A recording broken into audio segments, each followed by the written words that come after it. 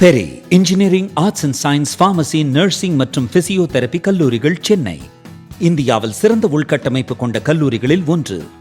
100% வேலை வாய்ப்பினை உறுதி செய்யும் சாதனை. ஆயிரக்கணக்கான பிற கல்லூரி மாணவர்களுக்கும் வேலை தந்த பெருமை. பெரி, எங்கள் கண்களில் உங்கள் கனவுகள்.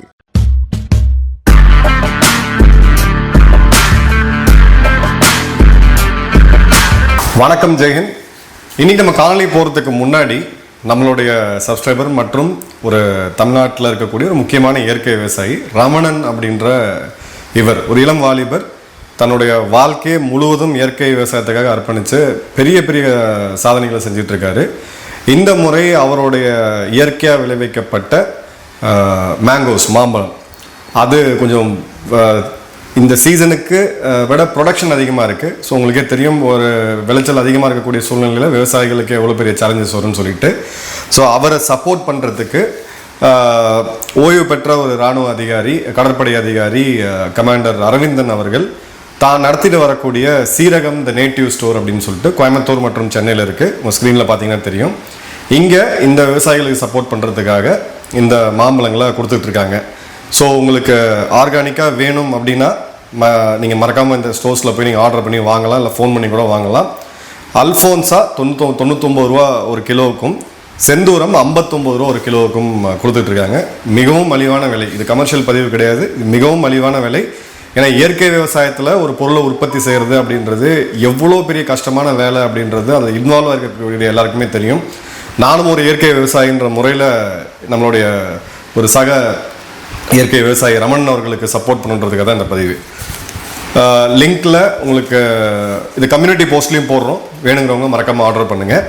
ஓகே, இப்போது நம்ம முக்கியமான ஒரு சப்ஜெக்டுக்கு வருவோம். இப்போதைக்கு உலகத்தில் 2 இடங்கள் பதட்டமாக இருக்குது. 3வது அப்படின்றது, முதல்ல அப்படின்னா இந்தியா பாகிஸ்தான் தான் நம்ம சொல்லணும். ஏன்னா அணு ஆயுதத்தை வைத்துட்டு இருக்கக்கூடிய 2 முக்கியமான நாடுகள், கூட சைனாவும் வருது. ஸோ 3 அணு ஆயுத நாடுகள் எல்லையை கொண்ட உலகத்திலேயே ஒரு மிகவும் ஒரு பதட்டமான பகுதி அப்படின்னா இந்தியா பாகிஸ்தான் மற்றும் இந்திய சீன எல்லை தான் நம்ம சொல்ல முடியும்.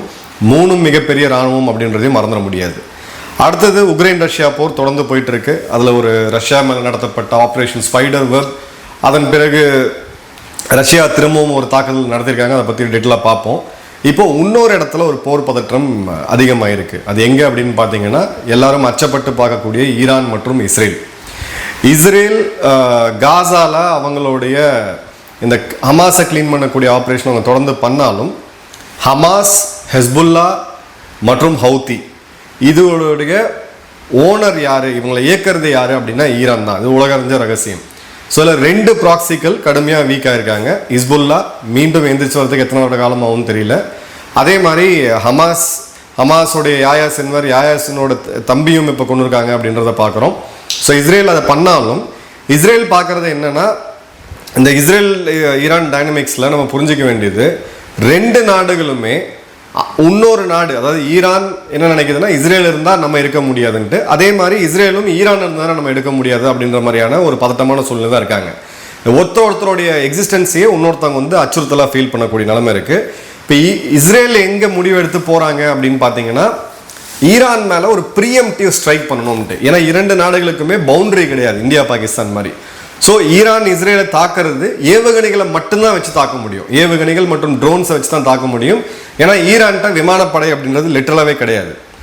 அதே மாதிரி இஸ்ரேலும் ஈரானை தாக்கணும் அப்படின்ற போது விமானப்படை, ட்ரோன் மற்றும் ஏவுகணைகள், இந்த 3 வச்சு தான் தாக்க முடியும். அவங்களுக்கு இப்போ சிரியாக்குள்ள ஒரு பெரிய ஒரு மிலிட்டரி பேஸ் இருந்தாலும் தரைப்படை அனுப்புறதுக்கான ஒரு முடிவை அவங்க எடுக்க மாட்டாங்க. ஏன்னா அதில் ஃபீல்டில் இன்னைக்கு இருக்கக்கூடிய மாடர்ன் வார்ஃபேரில் லாசஸ் எக்கச்சக்கமாக இருக்கும். இப்போ ஈரானை ப்ரீஎம்டிவாக ஸ்ட்ரைக் பண்ணணும், குறிப்பாக ஈரானுடைய அணு ஆயுதங்களை தாக்கணும் அப்படின்றது இஸ்ரேல் ஒரு முடிவில் போயிட்டு இருக்காங்க. பட் அமெரிக்கா, ட்ரம்ப் இன்னைக்கு ஈரான் கூட நெகோஷியேட் பண்ணிட்டு இருக்காங்க. அந்த நெகோசியேஷனில் பெரிய லெவலில் எதுவும் உடன்பாடு வந்த மாதிரி தெரியல. அந்த அணு ஆயுதத்தை வெப்பன் கிரேடாக மாற்றுறது, அணுசக்தியை வெப்பன் கிரேடாக மாற்றுறதுக்கான அந்த ப்ராஜெக்டில் கிட்டத்தட்ட 91% ஈரான் முடிச்சுட்டாங்க அப்படின்ற செய்திகள் தான் வருது. ஸோ அதுக்கு இது மட்டுமே முடியாது, அதுக்கு டெலிவரி மெக்கானிசம் வேணும், அதை சோதிச்சு பார்க்கணும், பல விஷயங்கள் இருக்குது. இருந்தாலும் அந்த ப்ராசஸை டிலே பண்ணி தற்காலிகமாக ஒரு அமைதியை கொண்டு வரணும் அப்படின்னு சொல்லி அமெரிக்கா பார்க்குறாங்க. ஏன்னா அமெரிக்காவுக்கு தன்னுடைய திருப்புகளை மீண்டும் கொண்டு போய் மிடில் ஈஸ்டில் இறக்கக்கூடாது அப்படின்றதுல அவங்க ஒரு ஸ்ட்ராட்டஜிக் முடிவில் இருக்காங்க. ஸோ இந்த நேரத்தில் தான் சைனாவுடைய ரோல் அப்படின்றது மிகப்பெரிய லெவல் வந்திருக்கு. ஸோ இப்போ வரக்கூடிய தகவல் படி பார்த்தீங்கன்னா சைனா வந்து ஈரானுக்கு 800 பேலஸ்டிக் ரக ஏவுகணைகளுக்கு தேவையான மூலப்பொருட்களை கொடுக்கறதுக்கான வேலையை பண்ணியிருக்காங்க அப்படின்றத பார்க்குறோம். இந்த ஆர்டரை ஈரான் சைனாட்ட கொடுத்துருக்கு. ஸோ ஈரான் சைனாவோட ஈக்குவேஷன் பார்த்தீங்கன்னா 2021 கோவிட் டைமில் கிட்டத்தட்ட $600 பில்லியன் அளவுக்கான வர்த்தகம் மற்றும் பாதுகாப்பு இதை பற்றியான ஒரு ஒப்பந்தம் போடப்பட்டுச்சு. ஸோ அந்த ஒப்பந்தப்படி ஒரு 20-25 வருட காலத்துக்கு சைனாவுக்கு தேவையான கச்சா எண்ணெய் இதை மார்க்கெட் ரேட்டை விட்டு கம்மியாக ஈரான் சைனாவுக்கு வந்து கொடுக்கும். அதுக்கு பதிலாக சைனா ஈரானுக்கு தேவையான மிசைல் ப்ரோக்ராம்ஸுக்கு தேவையான மூலப்பொருட்கள், டெக்னாலஜி மற்றும் வர்த்தகம், இன்வெஸ்ட்மெண்ட்ஸ் இதை சைனா இங்கே கொடுப்பாங்கன்ட்டு. ஸோ சைனா முழுவதும் கச்சா எண்ணெய்க்காக முழுவதும் மற்ற நாடுகளை நம்பியிருக்கக்கூடிய ஒரு எனர்ஜி செக்யூரிட்டி இல்லாத ஒரு நேஷன். நம்மளுதுமே பார்த்தீங்கன்னா அதுதான். உலகத்திலே அதிகமாக க்ரூட் ஆயில் இம்போர்ட் பண்ணுறது சைனா, ரெண்டாவது அதிகமாக இம்போர்ட் பண்ணுறது இந்தியா. ஏன்னா நம்மகிட்ட 2 நாடுகள்கிட்டையுமே இயற்கையாக அந்த வளங்கள் இல்லை. ஸோ தன்னோட எனர்ஜி செக்யூரிட்டியை ஃபுல்ஃபில் பண்ணுறாங்க. அதே சமயம் மிடில் ஈஸ்டில் தனக்கு ஒரு ப்ராக்சியாக ஈரானை மாற்றணும் அப்படின்றது தான் சைனா. ஸோ இந்த அமெரிக்கா சைனாவுடைய அந்த டைரக்ட் இது எங்கெங்கெல்லாம் வருது அப்படின்றத நல்லா பாருங்கள். பிலிப்பைன்ஸ் சைனாவோட முறைக்கிறதுக்கு அமெரிக்கா பின்னாடி, தாய்வான் சைனாவோடக்கு அமெரிக்கா பின்னாடி, இந்தியா சைனா வரும்போது அமெரிக்கா ஓடோடி வந்து இந்தியா கூட நிற்பாங்க ஆயுதங்கள் கொடுக்கறது. ஆனால் பாகிஸ்தான் கூட பார்த்தீங்கன்னா இந்தியா கூட அவங்க பெரிய லெவலில் நிற்க மாட்டாங்க. ஸோ இது அப்படியே பார்த்தீங்கன்னா டுவர்ட்ஸ் வெஸ்ட், இப்போ மிடில் ஈஸ்ட் வரைக்கும் வந்தாச்சு. பனாமாவுடைய துறைமுகத்தையே அவங்க எடுத்திருந்தாங்க. ஸோ இப்போ இந்த இடத்துல மிடில் ஈஸ்டில் அமெரிக்காவுடைய ஆதிக்கத்தை கட்டுப்படுத்தணும் அப்படின்றதுக்கான ஒரு மிக முக்கியமான ஸ்ட்ராட்டஜிக் முடிவாக இது வந்து சைனா எடுத்துக்கிட்டு இருக்காங்கன்றதை பார்க்குறோம். இப்போது இந்த இடத்துல 2 சக்திகள் வந்தாங்க அப்படின்ற போது இப்போ 2 நாடுகள் தனியாக மோதிக்கிறாங்கன்னா அது வேற கதை. ஈரான் இஸ்ரேல் அப்படின்றது வேற கதை. பட் இஸ்ரேலுக்கு ஆதரவாக அமெரிக்கா இருந்தே ஆகணும், அப்படிதான் அவங்க பாலிடிக்ஸ் இருக்குது. வெஸ்ட் நாடுகள்னு சொல்லக்கூடிய இவங்க வெளியில் கண்டனம்லாம் தெரிவித்தாலும் ஈரானுக்கு எதிராக இவங்களும் ஐரோப்பிய நாடுகளும் ஆயுதங்களை இஸ்ரேலுக்கு வழங்குவாங்க. அதே சமயம் ஈரானுக்கு ஆதரவாக பார்த்தீங்கன்னா சைனா மற்றும் ரஷ்யா கூட நின்றுருக்காங்க. இப்போ சைனா ரஷ்யாவால் பெரிய லெவலுக்கு ஈரானில் ஹெல்ப் பண்ண முடியல, இதுதான் நிதர்சனமான உண்மை. அந்த இடத்துல அவங்க அமெரிக்காவோட ஒரு அக்ரிமெண்ட்டுக்கு வந்துட்டாங்க, கிட்டத்தட்ட வந்துட்டாங்க. சிரியாவிலேருந்து ரஷ்ய படைகள்லாம் வாபஸ் பெறப்பட்ட பிறகு ஈரானுடைய ஆதிக்கம் அப்படின்றது இன்னைக்கு மிடில் ஈஸ்டில் ரொம்ப ரொம்ப கம்மியாயிடுச்சு. சிரியாவில் அவங்க கிட்டத்தட்ட இல்லாமையே போயிட்டாங்க. இஸ்ரேல் இப்போ சிரியாக்குள்ளே இருக்கிறாங்க. இஸ்போல்லாக்கள் வீக் ஆகிட்டாங்க, ஹமாஸ் வீக் ஆகிட்டாங்க. ஸோ இப்போ ஈரான் தன்னை தாக்க வந்தால் பதில் தாக்குதலுக்கும் அந்த தாக்குதலை தடுக்கிறதுக்கும் அவங்க மிசைல் வார்ஃபேரை கையில் எடுக்கிறாங்க. ஸோ 800 பேலஸ்டிக் மிசைல்ஸ்ன்றது சாதாரண விஷயம் கிடையாது. ஒரு மிகப்பெரிய தாக்கத்தை ஏற்படுத்தக்கூடிய ஒரு மிக முக்கியமான இராணுவ நடவடிக்கை இது. ஸோ இந்த ஆர்டருக்கு இணங்கி இவங்க சைனா அதுக்கு வந்து ஆயுதங்களை சப்ளை பண்ணுறாங்க, மூலப்பொருட்களை சப்ளை பண்ணுறாங்கன்னு பார்க்குறோம். அதில் அமோனியம் பெர்காலரேட்னு சொல்லக்கூடிய அமோனியம் பெர்காலரேட்னு சொல்லக்கூடிய இதுதான் ஒரு ஃபியூயலாக உபயோகப்படுத்தப்படுது.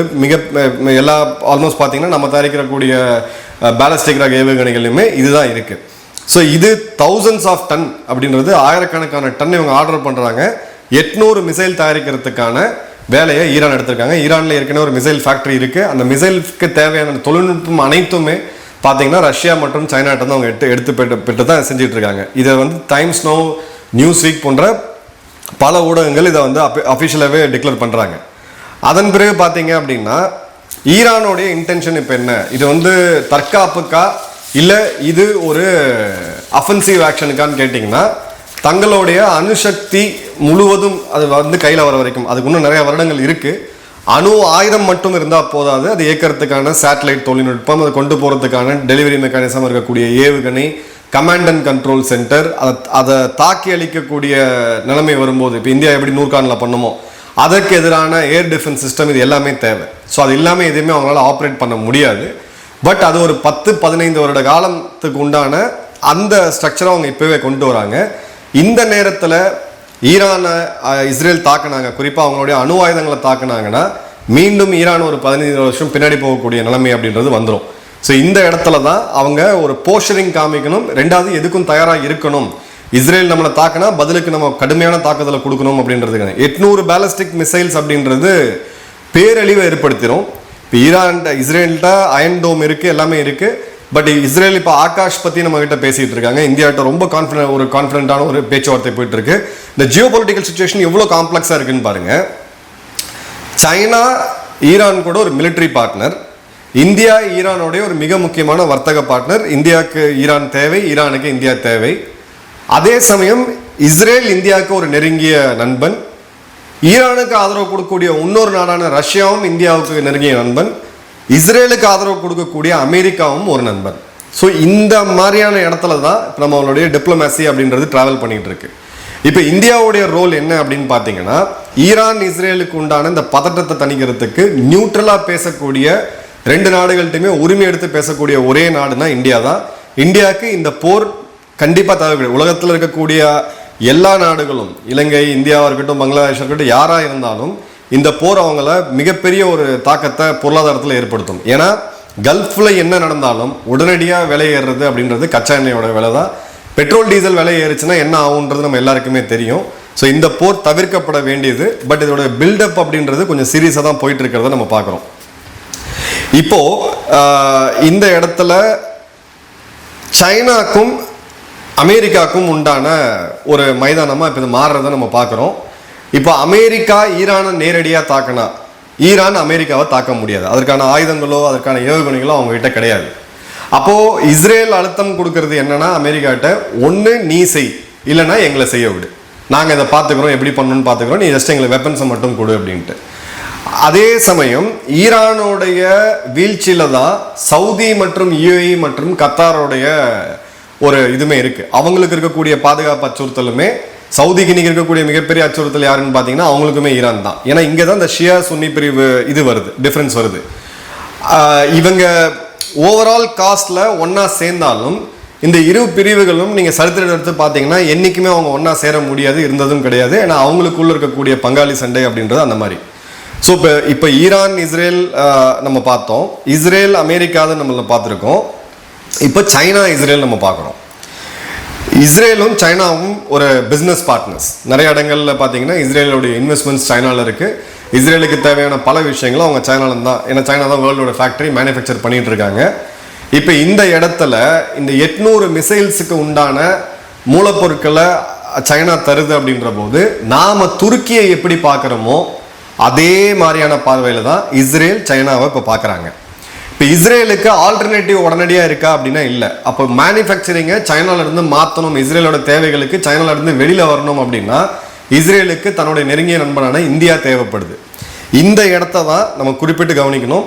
நீங்கள் பிஸ்னஸ் பண்ணுறவங்களா இருங்க, நீங்கள் மாணவர்களாக இருங்க, இஸ்ரேலுடைய தூதரக அதிகாரிகள்கிட்ட நம்ம பேசும்போது அவங்களுடைய யூனிவர்சிட்டிஸாக இருக்கட்டும், அவங்களுடைய டெக்னாலஜியாக இருக்கட்டும், எல்லாமே வேர்ல்ட் கிளாஸாக இருக்குது. குறிப்பாக விவசாயத்துறையில் நம்ம கற்றுக்க வேண்டியது நிறையா இருக்குது.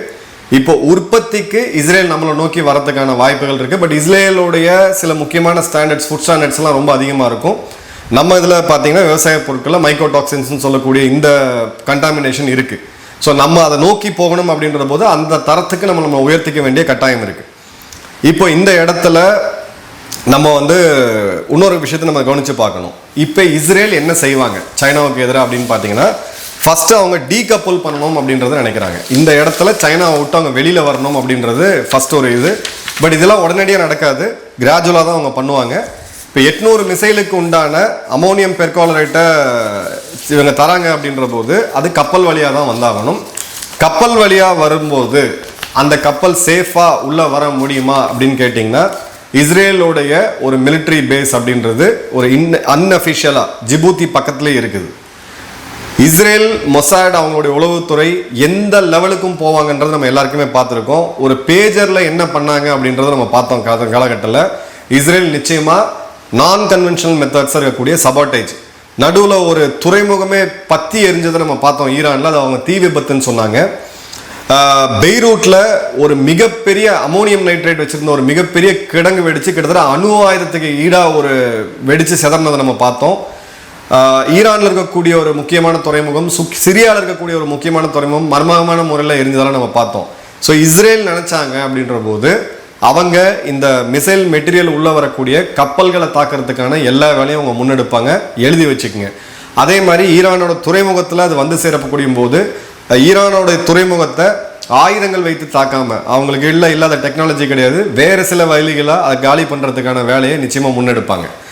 அடுத்தது அவங்களுடைய இன்னொரு ஆப்ஷன்றது ப்ரீஎம்டிவ் ஸ்ட்ரைக். இந்த மிசைல்லாம் தயாரிக்கிறதுக்கு குறிப்பிட்ட சில காலம் 6-8 மாதங்கள் ஆகும்.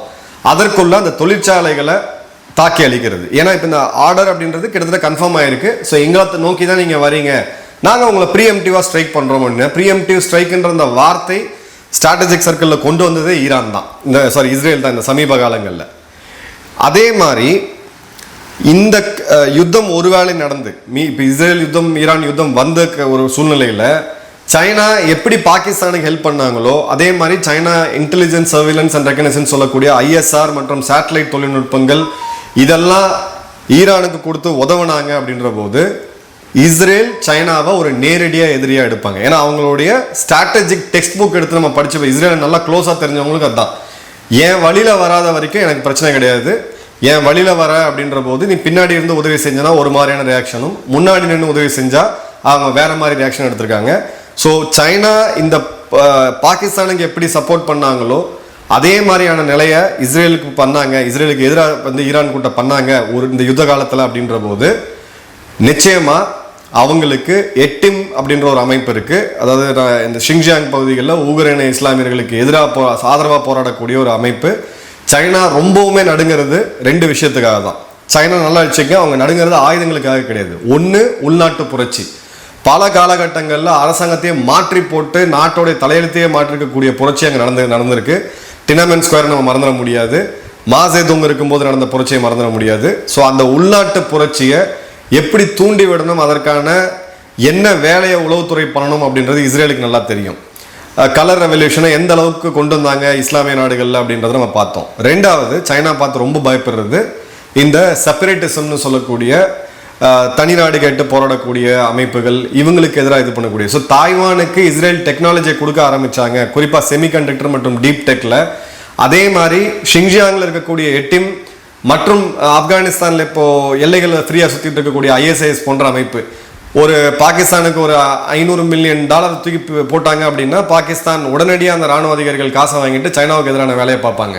ஸோ அந்த நோக்கி போகிறதுக்கான ஆப்ஷன்ஸ் இருக்குது. மொசாட் சைனாவை ஒரு சீரியஸான எதிரியாக எடுத்தாங்கன்னா தொழில்நுட்பத்தில் சைனாவை கம்ப்ளீட்டாக காலி பண்ணக்கூடிய எல்லா வேலையுமே பார்ப்பாங்க.